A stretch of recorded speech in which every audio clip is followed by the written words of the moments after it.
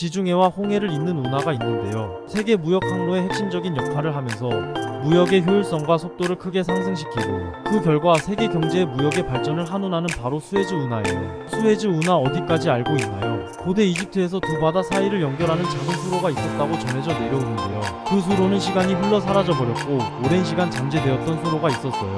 19세기 중반 프랑스 엔지니어 레셉스는 이 수로에 대해서 다시 수면 위로 올라오게 해요. 레셉스는 이집트 왕자 사이드와 개인적인 친분이 있었는데요. 덕분에 이집트 정부로부터 수에즈 지역에서의 운하 건설 허가를 받을 수 있었어요. 1859년 그렇게 사막 한가운데에서 수에즈 운하의 건설은 시작이 되었어요. 그러나 환경적으로 어려움에 부딪히게 돼요. 물 부족뿐 아니라 엄청난 규모의 굴착 작업은 인부들을 지치게 했어요. 처음에는 이집트의 노동자들이 대부분의 노동을 담당했지만 이후 유럽에서도 지원을 나와 이 작업을 참여했다고 해요. 10년의 시간이 흐르고 1869년 수에즈 운하는 완성이 되었어요. 세계 여러 나라에서 사람들이 이 대단한 업적을 기리기 위해 모였고 세계의 무역 경로는 수에즈 운하 덕분에 크게 바뀌게 되었답니다. 하지만 수에즈 운하는 단순하게 무역의 편의만을 가져다 주지는 않았다고 해요. 그 중요성은 세계 각국의 관심을 끌게 되었고 특히 영국은 크게 관심을 가지게 되었어요. 1875년 이집트의 재정적인 어려움을 이용하여 영국은 수에즈 운하의 주식 대부분을 사들였고 결국 영국은 수에즈 운하의 실질적인 통제를 쥐게 되었어요.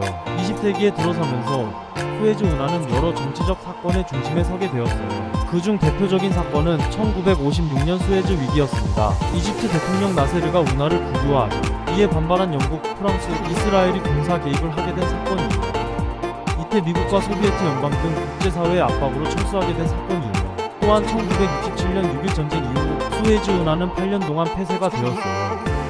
이 기간 동안 수많은 선박들이 운하에 고립되어 노란 함대라 불리게 된 적이 있었어요. 이후 1973년 중동전쟁으로 인해 이스라엘과 아랍 국가들 간의 갈등을 해결하기 위해 수에즈 운하는 다시 개통이 되었어요. 2015년에는 운하 확장 프로젝트가 완료되어 더 많은 선박들이 통과할 수 있게 되었어요. 이로 인해 수에즈 운하의 중요성을 한층 높이는 계기가 되었어요. 그 밖에 사건들이 있었으며 수에즈 운하는 위치와 중요성 때문에 수많은 국제적, 지역적 사건들의 중심에 있었어요. 또한 이러한 사건들은 수에즈 운하의 역사뿐만 아니라 중동 지역의 복잡한 정치와 연관이 되어 있어요. 수에즈 운하는 이렇게 역사적인 사건들이 많아요. 이어서 수에즈 운하가 어떤 영향을 주었는지 한번 알아볼게요. 먼저 유럽과 아시아 간의 거리를 단축시켰어요.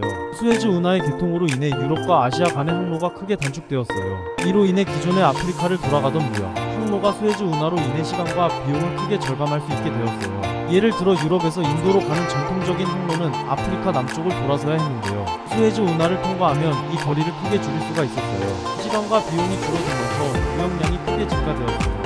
특히 중동의 원유와 아시아의 제품들이 유럽으로 그리고 유럽의 제품들이 아시아로 수출되는 무역이 활발해졌어요. 수에즈 운하는 이집트 경제에 큰 도움을 주었는데요. 이유는 통행료예요. 수에즈 운하를 통과하는 선박들은 통행료를 지불해야 해요. 이로 인해 이집트 경제에 큰 도움을 주며 세계 무역의 중심 중 하나로서 수에즈 운하의 중요성을 강조하고 있어요.